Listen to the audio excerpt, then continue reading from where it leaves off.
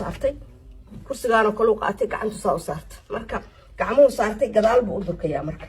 gadaal buu uga durkayaa wuxuu yiri caloosha dhan baa ka go'aysa caloosha baa ka go'aysa laakiin anigu maxaan arkay mar allaale marka exercise-ki sameeyay meeshii misigtaydoo layga hayaabay xanuuntay markaan in yar ku sii wadayna xanuunka baa iga ba'ay waa kana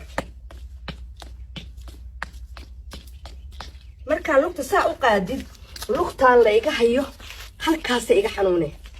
meeshaas bay iga xanuunaysaa lugta layga hayo so waa kana exercise-kaas sameey exercise-kaas sameey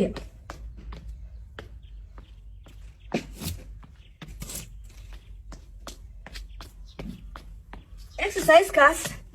lugta shalay sidii la iiga qabtay maanta la iigama hayo calooshiina waxaan arkay ayadiyo soo bakacaysa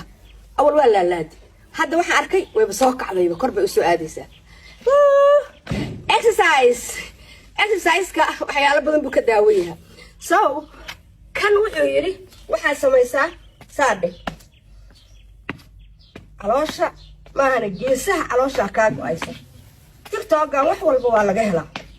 dadkan waxay ka shaqeeyaan sidii ay isaga shaqayn lahaayeen caafimaadkooda wadnahooda jirkooda quruxdooda bay ka shaqeeyaan annaguna maxaan ka shaqeynaa qabyaalad iyo war iyo cay iyo dad isku mashquulaya dadka ilaahay horumar waxay ku gaaraan qofku markuu idea keeno waxaa la siiyaa encouragement baa la siiyaa adinka waxaa samaysaan oo habartii reer hebel oo oday yaa ku yidhi habar baa ceeb leh yaa ku yidhi oday baa ceeb leh yaa ku yidhi wiil baa ceeb leh yaa ku yidhi gabar baa ceeb leh qof ceeb leh ma jiro laakiin waa qofka ceebta isu yeela laakiin age ceeb laguma yeesho mid yar iyo mid weyn midna qofkii dadaalaana horumar buu sameeyaa saa markaad tiraahdid waa waxyaalaha calooshaadana aad qabatid waa waxyaalaha caloosha jara iyaduna saa markaad tiraahdo aniga kabahaygaan qabaa ujeedaan isboortigayga maxaa gudaha uga jira gudaha waxaa uga jira geel la iigu talagalay oo markaa maraykan tagay aan soo qaataa ku jira so haddaad konton mare isa saartid flexible ma noqonaysid exercise ma samayn kartid waxba ma qaban kartid banaanka markaa aadaysid xiro laakiin gudaha markaa joogtid naa inta wax qaadato kugu dhegdhegan waxee aniga shaarkan maasha allah gacmihii baan ka jara waxaan gacmaha uga jaray waa baati marka la dhaqo wuu yaraanaya gacmihii buu kaaga dhagayaa laakiin fanaanadaasaan kor ka soo xirta so waxaan ku leeyahay exercise-ka markaa samaysid yaa ma ku anfacaya yes wuu ku anfacaya exercise-kaas markaa samaysid ma ku anfacaya yes wuu ku anfacaya qof kasta oo Soomaali ah oo aqli keena yuu yahay waa reer hebel ku reer hebel oo qurunka qashinkoodii qofkan qabiilkiisa lagu ma raacin adiga waxa lagu raaciyay waxa uu samaynayo you like it or you don't like it hada jeceshahay good for you hadaadan jeclayn leave it so waxa idin dilay qabiil waxa idin dilay da waxa idin dilay jaahilnimo waxa idin dilay xaasidnimo waxa idin dilay munaafiqnimo waxa idin dilay baraha bulshada hadda waxa arkayseen wiilka la yiraahdo hadda laga soo tarxiilay America wuxuu yiri sheelasha America